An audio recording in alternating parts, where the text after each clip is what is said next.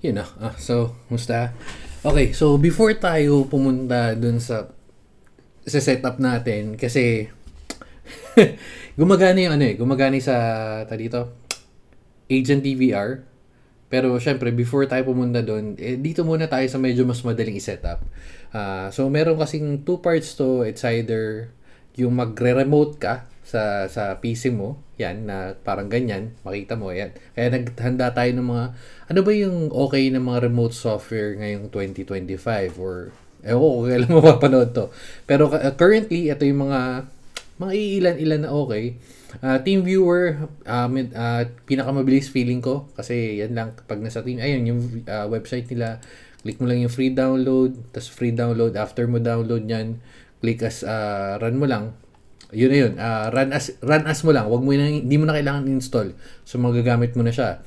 So from computer na gamit mo papunta do sa kabila, gagana siya. Pero meron din siyang unattended access. Ano yung unattended access? Meaning, hindi mo na kailangan ng isa pang tao or kung sino man mag-accept nung remote mo dun sa kabilang PC para ma-access siya.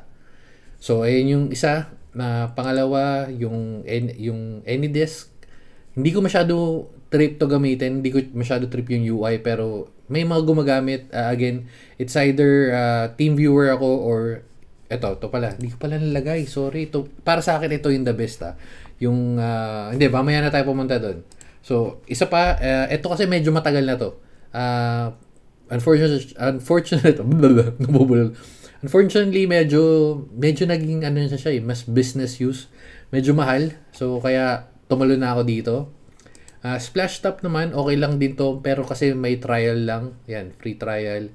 So, medyo nag-ex na rin tayo dyan. Kaya, ayos lang, pero anyway. So, yan yun. TeamViewer, AnyDesk, LogMeIn, Splashtop, at saka yung isa. Ito, bihira rin to gamitin, pero isa sa mga ginagamit. So, ito yung mga sa, like, pag accessin mo yung computer mo sa labas, papunta sa computer mo, ay yung pinakamabilis.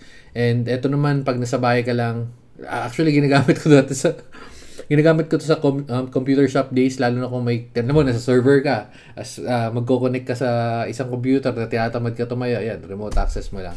So, Ultra VNC, working pa rin siya, libre, pinakamaganda. So ayan, download Ultra VNC, libre yan. And then, pupunta na tayo, hindi ko pa pala sabing pinaka-the best. Ito pala, remote desktop. Yan, para sa akin ito pinaka-the best. Kasi yan, meron na siyang UI, yung UI niya, nasa website na mismo, or hindi mo na kailangan mag-download ng app. Pwede naman, pero hindi mo na kailangan install yan. Yung ginagamit ko, kailangan mo lang ng, medyo madilim, punta tayo sa medyo maliwanag. Ayan, so kailangan mo lang sa ganun is yung, kailangan mo lang sa ganito is, syempre, Google account, tapos pwede mo siyang install sa phone mo, pwede mo siyang install sa PC mo, gumagana siya sa MacBook, gumagana siya sa iPad and all. So, halos lahat pwede siya. Kaya, para sa akin, ito yung pinaka-the best. Although, kasi may update silang ginawa. Yung touch niya sa phone, medyo kakaiba na. Pero, anyway, ibang story na yun. So, pupunta tayo sa pinaka-main point ng video na to, which is itong VPN. So, ano nga difference ng VPN sa mga pinag-check natin. Oops, close na natin to.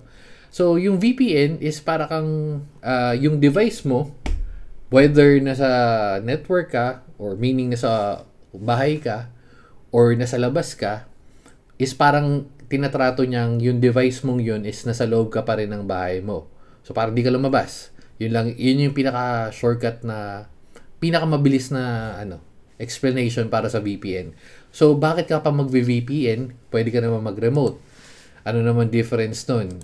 Yung magre-remote ka kasi, download ka ng app para makakonect doon sa PC mo. At the same time, kailangan mo ng may device ka, katulad ng kasi yun yung current na ginagawa ko, setup ko ngayon. Pero kasi nga nag-setup na ako medyo binago ko yung setup ko. So, sinishare ko lang. Pero going back, kailangan mo na may nakabukas na device, na computer, or kung ano man nakokonekan mo para ma-access mo yung files mo, yung computer mo, or kung ano man gagawin mo dun sa bahay mo, sa network mo na kailangan mong i-check. So, ayun yung difference nun.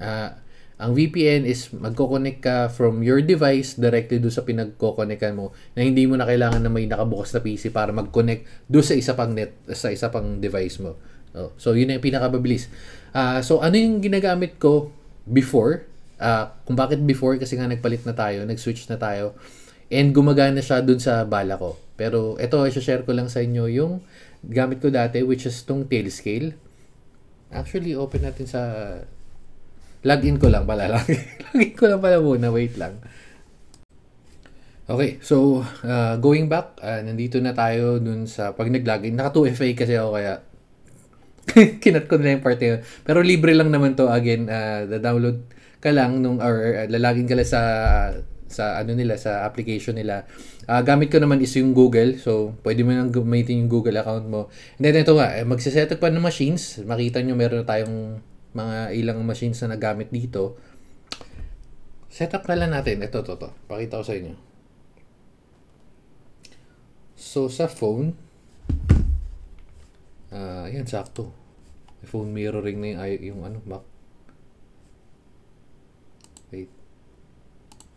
Okay, so sa phone, ganito yung magiging itsura niya. Yan. So, not connected. I-connect mo lang naman yan. Click mo lang connect.